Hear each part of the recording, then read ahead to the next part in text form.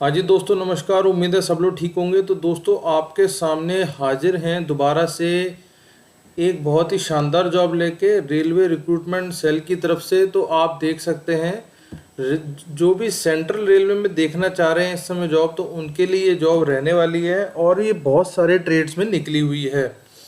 तो जो लोग सोच रहे हैं कि हमें इस जॉब के लिए आगे अप्लाई करना चाहिए, आवेदन करना चाहिए, हम उसको दिखा देते हैं और आपको मैं सारी इसकी नोटिफिकेशन भी दिखाऊंगा। लेकिन मैं आपको पहले दिखा दूं कि किस किस तरीके से या किस किस जगह इनकी जॉब के लिए ये आवेदन हुए हैं। ट्रेड्स में है, फिटर में है, वेल्डर में है, कारपेंटर है, पेंटर है, टेलर है, इलेक्ट्रीशियन है, मैकेनिस्ट है, लेबोरेटरी असिस्टेंट और मैकेनिक में डीजल। तो टोटल जो नंबर निकल के आ रहा है वो लगभग 2400 के आसपास निकल के आ रहा है। और ये जो भर्ती है ये ऑल ओवर इंडिया रहने वाली है। तो जो लोग भी इंडिया में कहीं भी रहते हैं भारत देश में, वो इसे अप्लाई कर सकते हैं। मेल है, फीमेल है, आप दोनों तरीके से जा सकते हैं। अब देखो, मुद्दे की बात यह है कि इसमें सिलेक्शन होगा कैसे।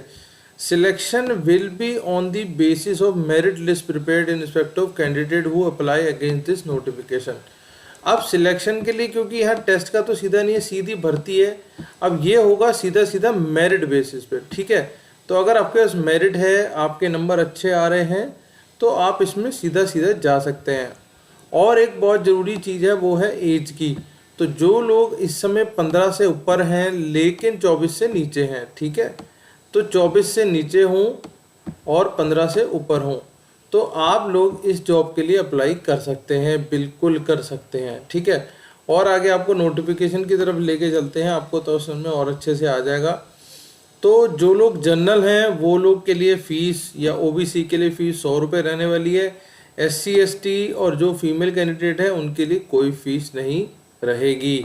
अब आपको अल्टीमेटली यहाँ पे चाहिए क्या क्या। The candidate must have pass 10th class examination. आपके पास 10वीं या 10वीं के एग्ज़ाम आप क्लियर होने चाहिए, वो भी कितना, 50% मार्क्स के साथ, ठीक है। Also possess national trade certificate. आपका किसी भी, ये जितने हमने ट्रेड ऊपर देखे इनमें से किसी में नेशनल ट्रेड सर्टिफिकेट होना चाहिए। वो सारे चीज़ आपके पास होनी चाहिए, तभी आप इसे अप्लाई कर पाओगे, नहीं तो नहीं हो पाएगा। तो इसमें एक चीज़ और निकल के आ रही है, डेट्स का जो हम लोग देख सकते हैं, डेट का काफ़ी टाइम है। तो 29 अगस्त से चालू हो के 28 सितंबर तक जा रही है। अब हम सीधा चलते हैं इसके नोटिफिकेशन पे। ये हमारी वेबसाइट रहने वाली है, जहाँ पे मैं आपको भी आईडी बना के दिखाऊंगा।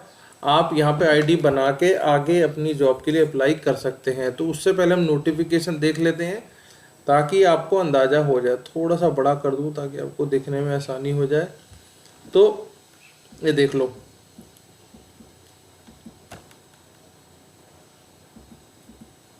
ये आपके सामने है।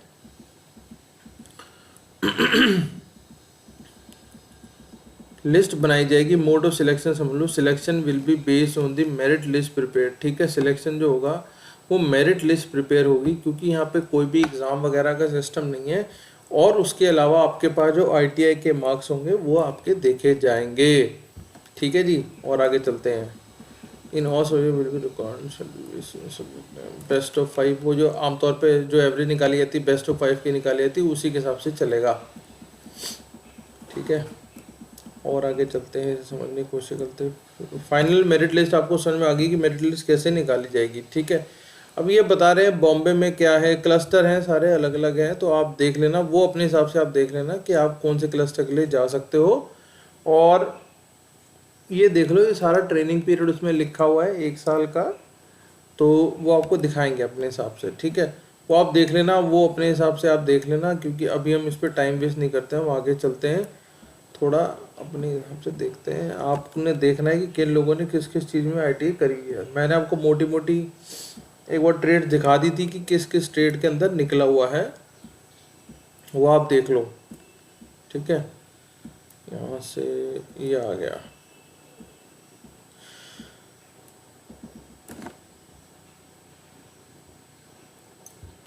यहाँ ये बोल रहे हैं कि आप 15 साल पूरे होने चाहिए, 24 साल से कम होने चाहिए।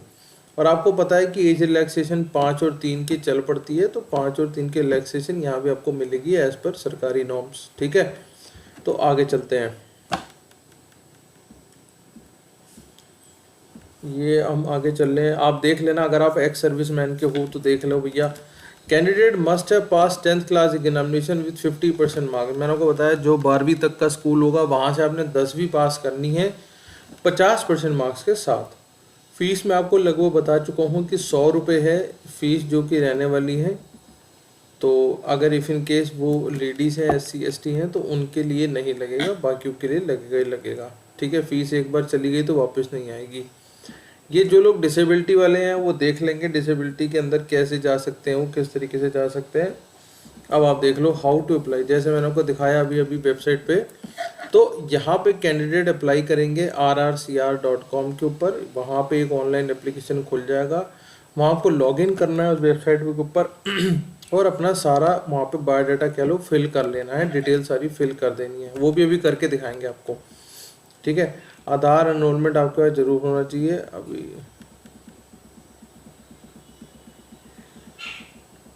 स्कैन कॉपी आपके होनी चाहिए फोटोग्राफ की, आप जो भी फोटो अपनी डालेंगे उसकी स्कैन कॉपी आपके पास जरूर होनी चाहिए, वहीं पे सारे डॉक्यूमेंट अपडेट होने हैं, तो वो सारी चीज़ें आपने तैयार करके रखनी है। ठीक है, और ये देख लो। अब आ गई बात तनख्वाह की या पैसों की, तो भाई साहब पैसे आपको मिलने वाले 7,000 रुपये पर मंथ।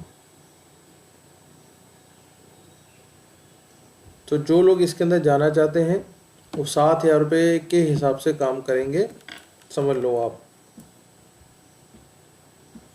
1 साल की ट्रेनिंग रहने वाली है, मेडिकल फिटनेस होगा। अगर किसी बंदे को कोई भी जानकारी लेनी है, नहीं समझ में आ रहा, तो हेल्प डेस्क ये बना हुआ है, आप यहाँ पे ईमेल करके हेल्प डेस्क से अपना काम पता कर सकते हैं, जो भी आपको दिक्कत आ रही है आपको ईमेल आ जाएगी यहाँ से।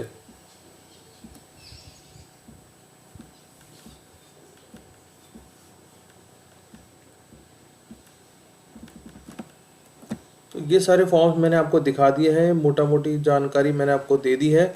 हम सीधा चलते हैं इसके फॉर्म भरने वाली सिस्टम पे। तो देखिए, जब आप ऐसे आ जाएंगे railway recruitment cell centre railway की तरफ से जो आपको मिल जाएगा लिंक, तो आपने क्या करना है, click user to recent registration mail. Are you a new applicant, हाँ जी हम न्यू एप्लीकेंट में, तो आपने क्या करना है, क्लिक हेयर टू रजिस्टर कर देना है।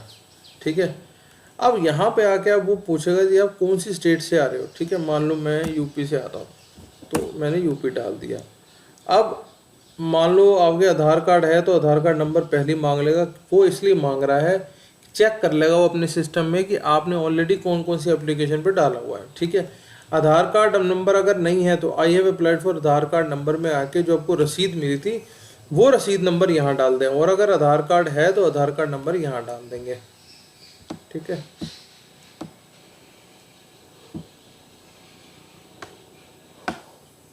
यहाँ पे आप अपना नाम डाल देना है, मान लो नाम डाल दिया। ठीक है,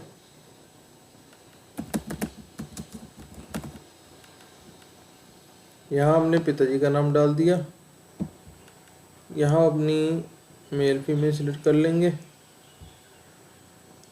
और यहाँ पे हम इसे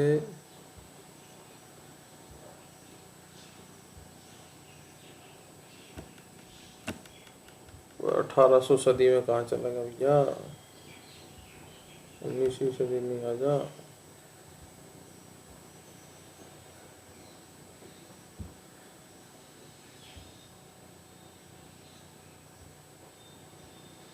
चल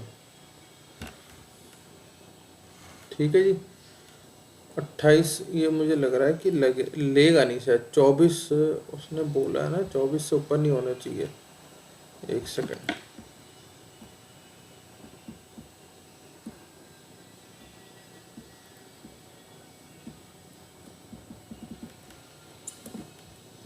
इसे थोड़ा और छोटा कर देते हैं।